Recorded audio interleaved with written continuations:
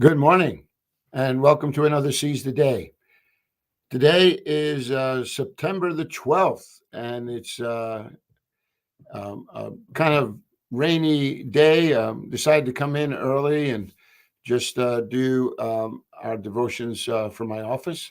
So I trust you guys are waking up, feeling refreshed. Went to bed a little late last night, saw the New York Jets game, and that was something. Nobody saw that.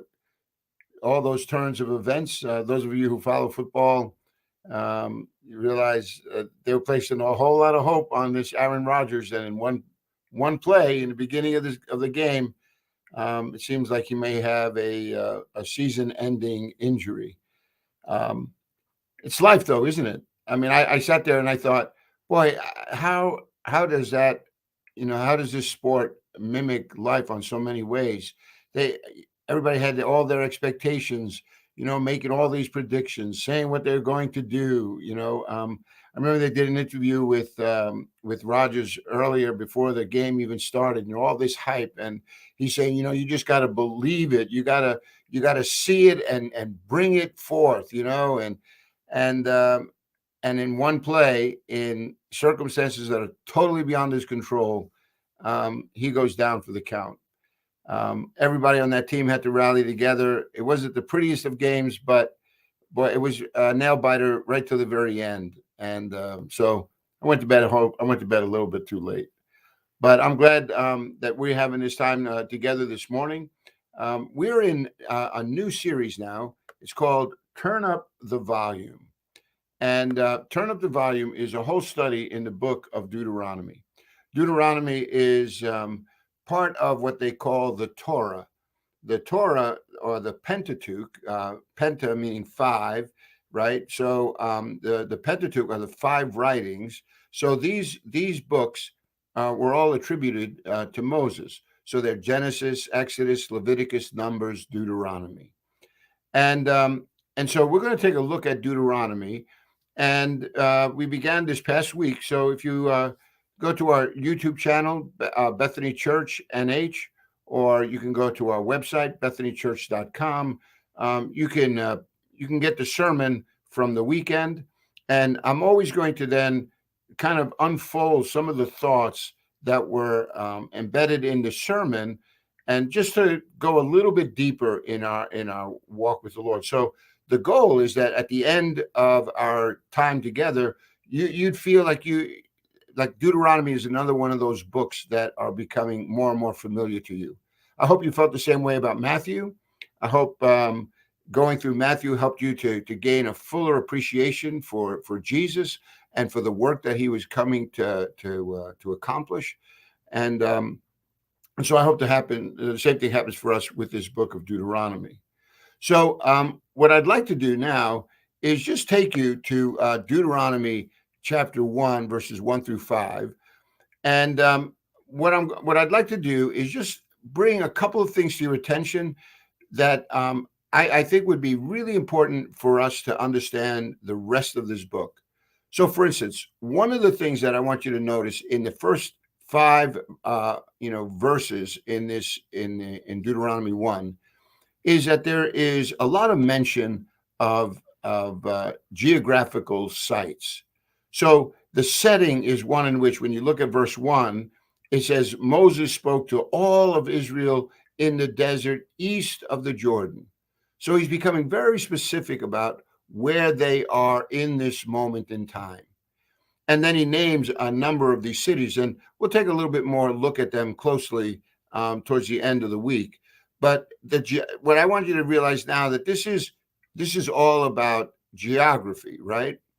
And again, in verses 4, he talks about Heshbon and Edra and Ashtaroth, all these places, all of which to set a context for where Israel is in this moment.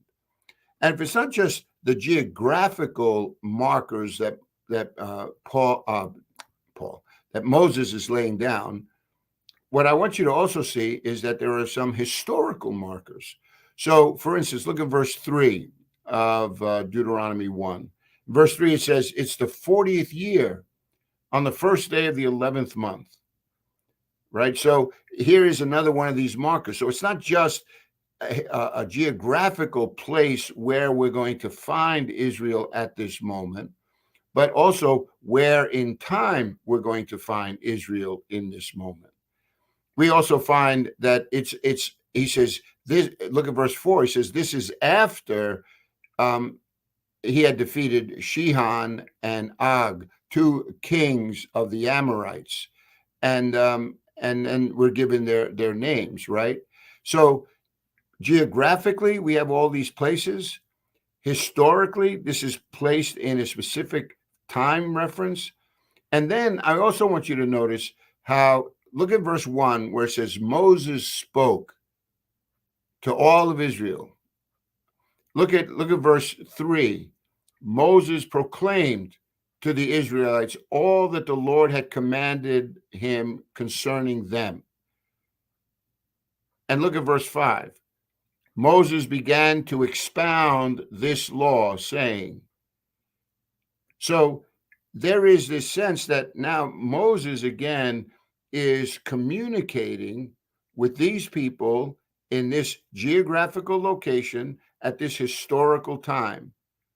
And so this sets the context for the entire book. You realize that what Moses is doing is Moses is about to engage a generation of people 40 years after they were taken out of Egypt. So that generation has already, that previous generation that lived as adults, right, during this great Exodus, they have died now in the wilderness. They never entered into this promised land that God had promised to their forefathers, Abraham, Isaac, Jacob. They never really fully, appreciated all that God had in store for them. And we're going to find as we go through this book, it was because of their own rebellion. So in these first 5 verses, there's a context now that you begin to realize that Moses is finding it important for him to address this generation, this next generation, and where they are is at a very critical point in their history, because they are on the east side of the Jordan River, which means on the west side of that Jordan River, they're going to begin to conquer this promised land. And so they are not there yet. They're getting ready to cross over, and Moses is about to give them some final instructions. And as you will discover, Moses, he's not going to go with them. He brought them to this place, and this is where Moses's reign comes to an end. And now Joshua was going to be the one who's going to take them into this promised land. And so the next book in your Bible after Deuteronomy is the book, right, of Joshua. And Joshua is all about the conquest of going into this land. So having said that to you, then, I want you to recognize that Deuteronomy chapter 1, verses 1 through 5 begins to set the stage of why this is important. And I thought, it would be good for us to go back. And if you look at verse 3 of Deuteronomy 1, and this marker then is given saying, this is the 40th year on the first day of the 11th month, when Moses proclaimed to the Israelites all that the Lord had commanded him concerning them. So Moses is taking this opportunity to address this next generation about what is about to unfold for them. And he wants to make sure that they understand, because he doesn't want them to repeat the same history that they saw in the previous generation. That generation rebelled against God, and they never entered into this land. Moses is trying to make certain that this generation's future is entirely different. But because it's the 40th year, there's a whole lot of history that has taken place. And I think to fully appreciate what is going on in this context, it would be good for us to do a little bit of a review here in terms of what has been taking place in these scriptures. So I'm taking a little bit of a walk through the book of Exodus with you today, and we'll try and get far enough along. But the more you understand about what took place in the previous 40 years, it'll give you a little bit greater of an appreciation for why Moses is saying the things that he is saying to his people. So some of this is going to prove to be repetitive because Moses is going to bring this up in the chapters that follow. After the sermon on Sunday, my main big idea for this text was to leave people recognizing that what Moses is doing here is he wants people to pay attention. He wants them to listen because it is so important if they're going to experience something entirely different from what their forefathers experienced. It's not just about hearing these words, but it's about putting them into practice. That we have to turn up the volume on what God is saying so that it drowns out all of those competing voices that are around us. And if we do that, he says, it's going to go well with you. So that idea, but why are they not in this land yet? Well, that's going to come unfolding, and what specific things Moses is going to tell them, that's going to be part of this journey going through the book of Deuteronomy. But for now, let's just talk a little bit about what this is all about in terms of these 40 years prior. So in one verse, he's telling you, look, we stand now at this, coming in on the 41st year. And now he's going to tell them what has happened. So I thought it would be good for us to go back here. And one of the things I wanted you to put here is, we talked a little bit about this yesterday. If you go back to the book of Exodus in chapter 1, I'm going to just walk you through what these 40 years were all about in a very high level, right? The sons of Israel had gone down to Egypt with their father Jacob, right? So Jacob and his sons, they all traveled down to Egypt. It's a great story in the book of Genesis about how they got there. Joseph being one of the leading characters here. But notice what it says here in verse 6. It says, Joseph and all his brothers and all that generation died. So all those people that had gone down to Egypt, they are no longer living. But it says their descendants, right, the Israelites, were fruitful and multiplied greatly, became exceedingly numerous, so that the land was filled with them. But notice what it says here then. It says, then a new king who did not know about Joseph came to power in Egypt.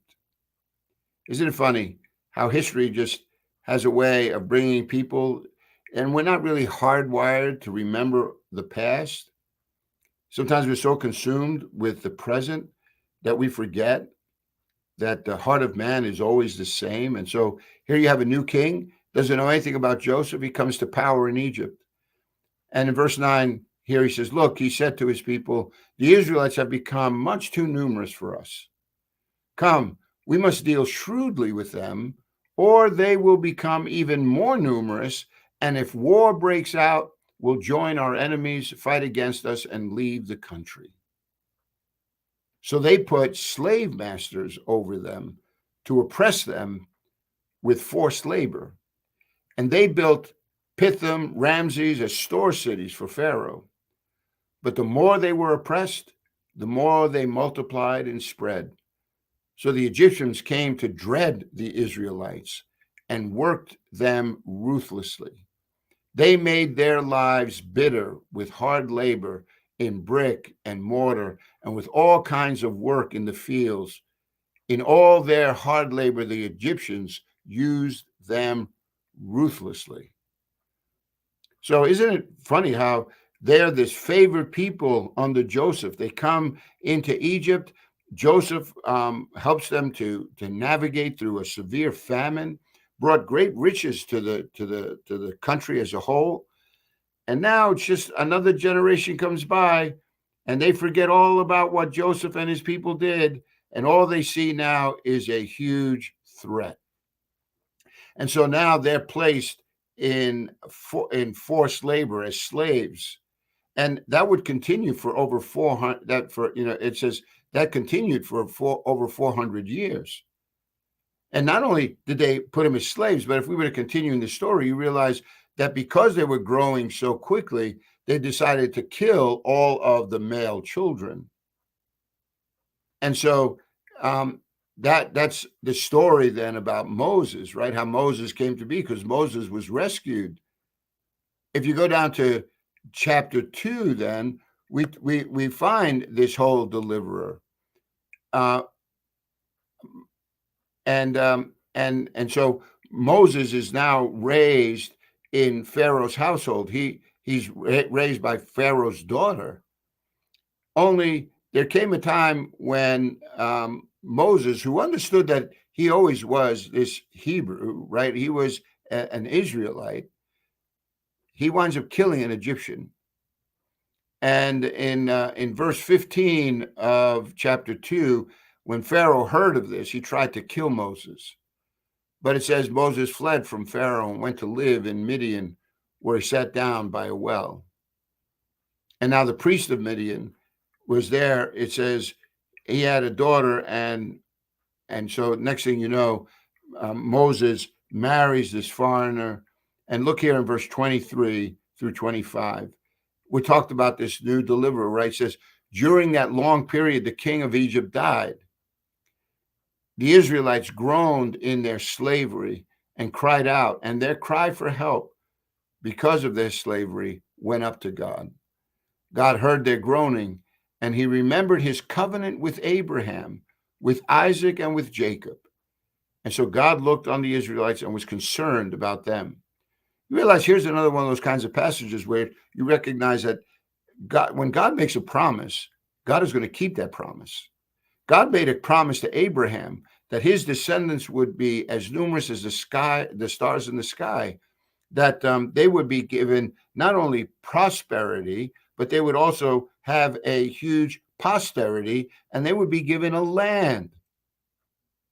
And so God is now saying, look, I remember that covenant that I made with Abraham, and I told Abraham in the day that I made that promise that it would be 400 years before all this came to be. We're going to look a little bit more about that in this coming week as we continue in the study of Deuteronomy. But for now, I'm just giving you this little background about what's taken place in the previous years that led up to this Exodus, right? So now God is about to bring about this deliverer.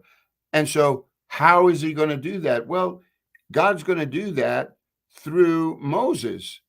So you get the stories of Moses at the burning bush, right?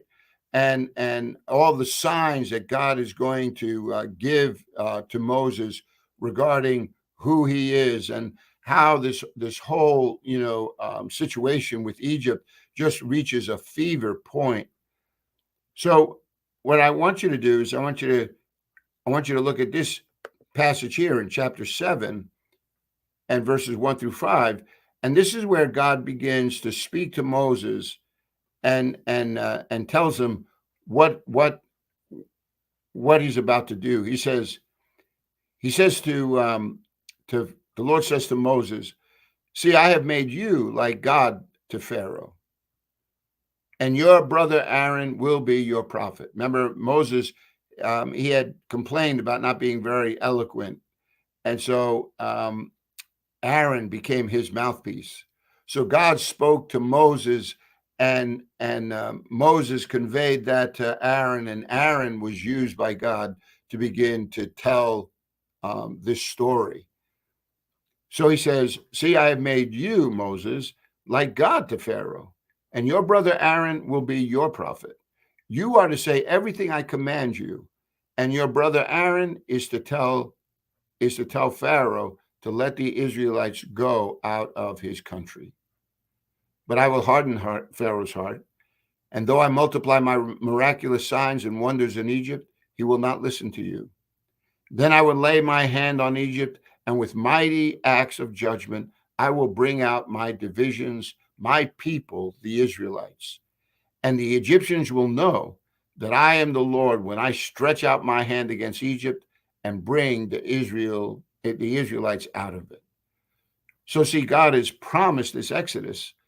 And if you follow the rest of the story, you begin to recognize how that Exodus comes. Boy, there's all these plagues, right? These miraculous stories that just eventually, every time this happens, it just is so deflating to the Egyptians, and especially to Pharaoh. Every time it's like he's fighting something that is beyond his ability to contend with. All these supernatural things that are just taking place, plagues on animals, locusts, like frog, like so many things that come at him, and he's just ill-equipped to deal with any of it. And despite all of their bravado, their great armies, their chariots, this huge military force, come on, God brought him to a standstill. And all of which because God promised that there would be this Exodus, right? Well, you follow that along, and we come to this great story about the Red Sea, right? And here in Exodus chapter 14, now this reaches this pivotal point. And here in verse 29, it says, looking back on that event, it says, the Israelites went through the sea on dry ground with a wall of water on their right and on their left. That day, the Lord saved Israel from the hands of the Egyptians, and Israel saw the Egyptians lying dead on the shore. When the Israelites saw the great power the Lord displayed against the Egyptians, the people feared the Lord, and they put their trust in him and in Moses, his servant. So see, here you have all of these events all conspiring together towards this outcome.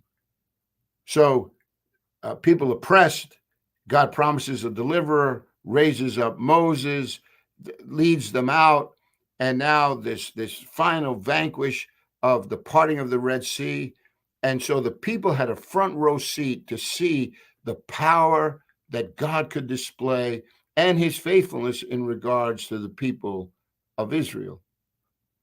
And so you would think that would be a game changer, right? If you lived in that day, you would think, wow, this is amazing. God is for us, not against us, and whatever he had to say to them, however it was that he began to give them instruction, they would be ready to obey, right? Do his bidding. Yeah.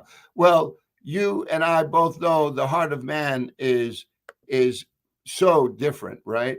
So look here, no sooner are they out there that they start to complain. Look what it says here in verse 16. It says, the whole Israelite community set out from Elim, came to the desert of Sin, which is between Elim and Sinai, on the 15th day of the second month after they had come out of Egypt. So listen, this is only less than 2 months.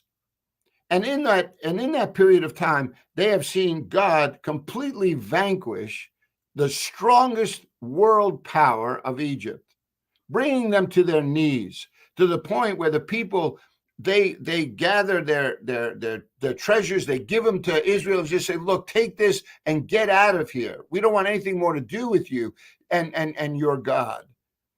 And then as they leave, Pharaoh has a change of heart. He sends all his soldiers. And what does God do? He opens up the Red Sea and he delivers the Israelites and then closes that sea on all of Israel, all of the Egyptians. And they see all of this. It's less than 2 months. But notice here it says, in the desert, the whole community, what? Grumbled against Moses and Aaron. And the Israelites said to them, if only we died by the Lord's hand in Egypt, There we sat around pots of meat and ate all the food we wanted, but you have brought us out into this desert to starve this entire assembly to death. Wait a minute. I thought God brought them out so that they would get into the promised land. I thought God brought them out because he heard their cries regarding this slavery that they were under, this oppression. They were treated ruthlessly. Now they forgot all about those taskmasters' whips. Now all they remember is a little bouillabaisse in a pot, right? Like, think about what that has to say about humanity at its core. It's always about us. I don't get what I want. It's about me. It's about my well-being. It's here. God has an entirely different purpose for them, saying, "Look, I brought you out of this land. I brought you out of the clutches of the Egyptians to bring you into this promised land. I did it with the miraculous signs, and now, less than 2 months into this journey, you're already complaining, grumbling, and muttering all along the way." And what are you saying? Like, you're saying, like, God brought us out here to kill us, right? This is what you've done, Moses. What does that say about their view about this God that they were just worshiping and reverencing because of his great power? You see what that says about our human nature, about how myopic we can be, about our own desires and our wants? Yeah, this doesn't change. And when you cater to people's wants that way, what do you think you're going to get? Well, look around, my friends. We live in a culture where everybody wants their little piece of the pie, not given thought to how that's going to affect everybody in this community. And it's impossible to do, by the way. And so here we find them grumbling after God did all these miraculous signs for them. But you know what's very interesting here? Despite all of that, God still is for them and not against them. So tomorrow, I'd like to continue this walk through Exodus, because the more we understand what has been taking place in these previous 40 years, the better you'll understand why it's so important that Moses is communicating to this next generation, because he doesn't want them to repeat, the past. He wants them to move forward. So we'll pick this up a little bit more tomorrow.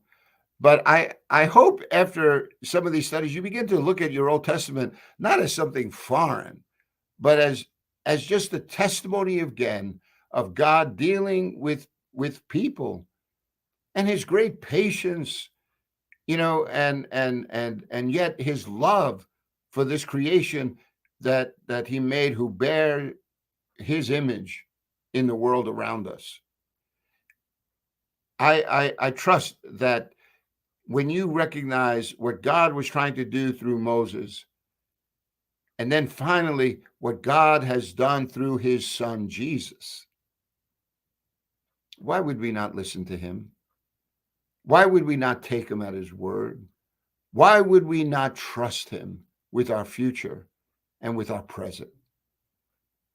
It only makes sense. The more you understand who he is and what he is really after, honestly, I think I can do without some of these pots of meat if I understand what God has for me is so much more. The inconveniences of this life right now are not to be compared with the glories that God is going to reveal. I hope this encourages you today to fix your eyes on Jesus.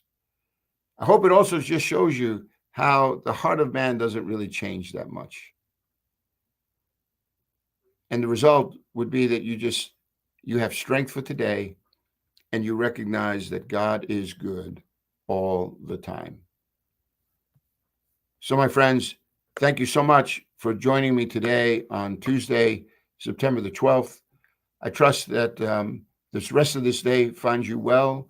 And I pray that the Lord gives us another day tomorrow that we can continue our walk through this Old Testament story. God bless you, my friends. looking forward to tomorrow. God bless.